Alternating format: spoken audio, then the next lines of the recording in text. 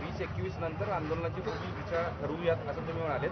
पण आता 1-2 दिवस 3 दिवस कुठलंही आंदोलन करू नका असं तुम्ही आवाहन करणार नाहीत का राज्यात? शिवजयंती रास्ता रोको असेल किंवा इतर समाजानं लोकशाही मार्गानं करावेत, त्याबद्दल दुमत नाही आहे. शांततेत किंवा करू पण नाही.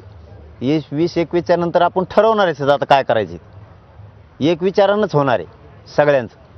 20-21ला हे आपली अंमलबजावणी करतात का सगळ्या सोयऱ्यांची, त्यानंतर ठासून आहे ना, तिथं काय लपून थोडंच आहे. ठासून आंदोलनं करू. फक्त माझ्या समोरचा प्रश्न आहे, तोच माझ्या समाजासमोरचा प्रश्न आहे, राज्यासमोरचा प्रश्न आहे की विद्यार्थ्यांच्या परीक्षा आहेत.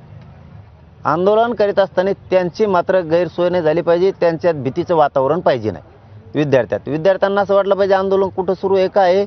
आम्हाला काही बाधा झाली नाही. आम्ही सुखरूप आमच्या परीक्षा केंद्रापर्यंत गेलो, पेपर दिला, सुखरूप घरीसुद्धा गेलो. ते मोकळ्या मनानं हसत खेळत परीक्षापर्यंत आले पाहिजेत, कारण ते उद्याचं भविष्य आहे. त्यांचे उद्या परीक्षा सुरू होत आहेत.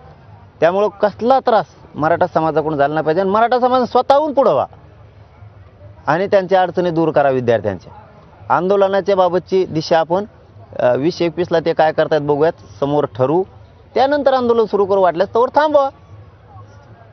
सरकारच्या वतीनं काल मंगेश चिवटे येऊन तुम्हाला भेट